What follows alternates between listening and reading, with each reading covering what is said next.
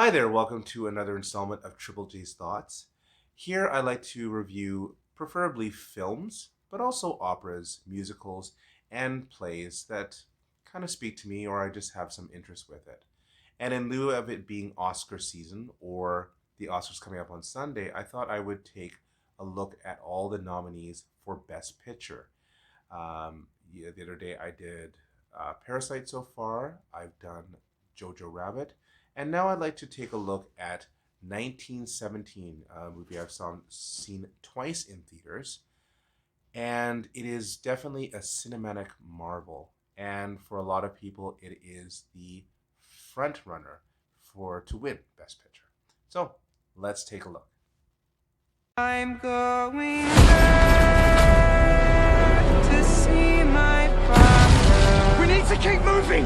Come on! I'm going back.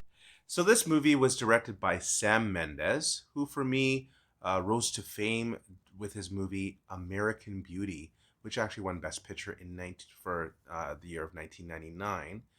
And one of the poignant scenes that I think a lot of people remember from it is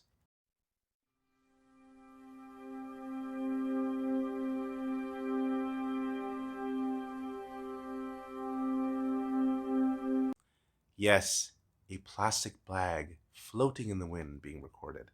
Yeah, it was actually quite a good film. It stars, interestingly enough, the small roles with household names like Colin Firth, Benedict Cumberbatch, Andrew Scott, who played Moriarty in the British Sherlock, and Richard Madden of famed Game of Thrones, Mr. Robb Stark.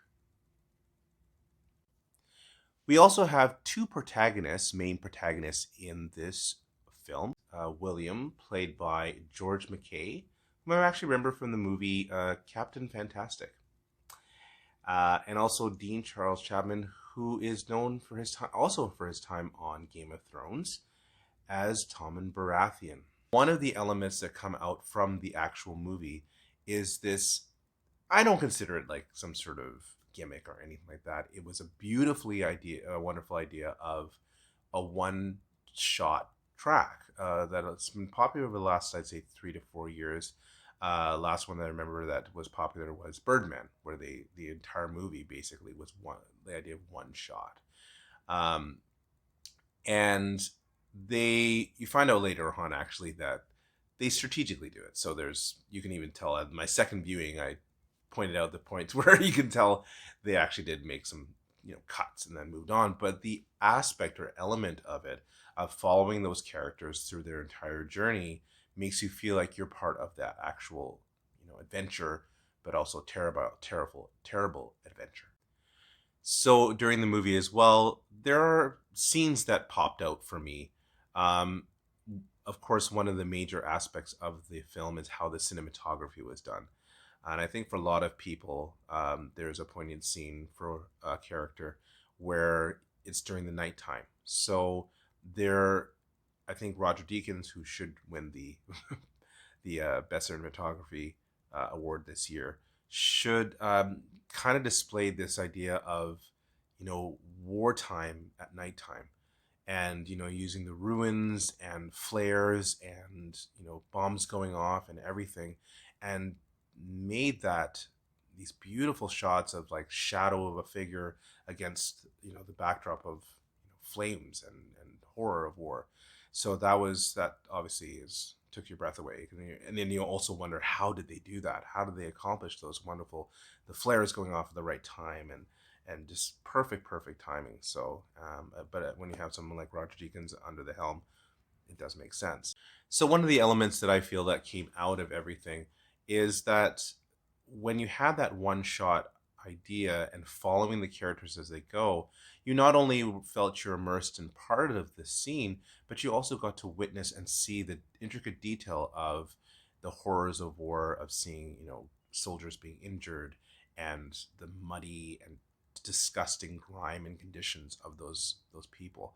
And also, our protagonist had to go through what they call no man's land, where you see dead bodies and very, very grotesque things. I hate to say it.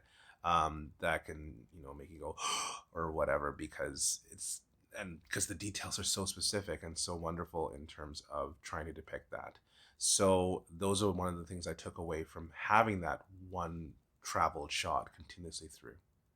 This movie also isn't without its emotional impact and wallop. Of course, the horrors of war can really get to everyone, but there are times when Sam Mendes takes pauses and rightful breaks, to reflect events that are going on. Again, I don't want to spoil anything, but I'll admit there's a couple times I almost had, had some man tears, and because you feel like you're immersed there, you feel like you're right there, through the one camera shot, feeling you get to walk in their shoes and kind of get this idea of what would it be if I was there. And again, there was about two or three poignant moments for myself. I would even say, especially the end, when you see a certain character's journey through the entire film. It kind of brings back how you feel about your own family or how you feel about where you are in your life. I mean, of course, I've never been to war. I hope I never do. But you kind of reflect and thinking of those people back in those days, what it was like. My wife's grandfather went through World War II, and we actually at our house have a picture of him. I always like to. I gave her a gift one time, and I took a basically a reprint of that photo and put a poppy beside it to kind of commemorate his anytime Remembrance Day happens. And every now and then I look at that picture, and again, you go back, you really rethink of what was it like during those times? What was it like for all those soldiers and even soldiers today, where they have to endure such atrocities and such pain?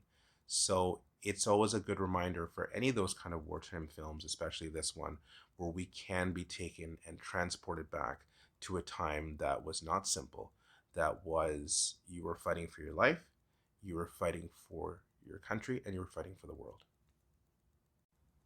So, in conclusion, the takeaway from this film, of course, is seeing the horrors of war and experiencing it almost for yourself. It seems like I said, a very highly more sophisticated version of Call of Duty, with more emotional impact than Call of Duty. But it takes you there. It takes you there, and again, seeing the horrors of war, experiencing what these protagonists experience as they journey through the no man's land, parts of war torn parts of France, and everything. So, thank you for taking the time to watch my review on 1917. And I'm going to try and do a lot more reviews on a regular basis as opposed to taking about a month and a half off. And try and have a regular schedule. So, say maybe 1 or even 2 days a week where I just pop out a video for anyone to enjoy and to take in my thoughts on that particular film, musical, opera, play, whatever strikes a chord with me. All right. And in that, have a good day.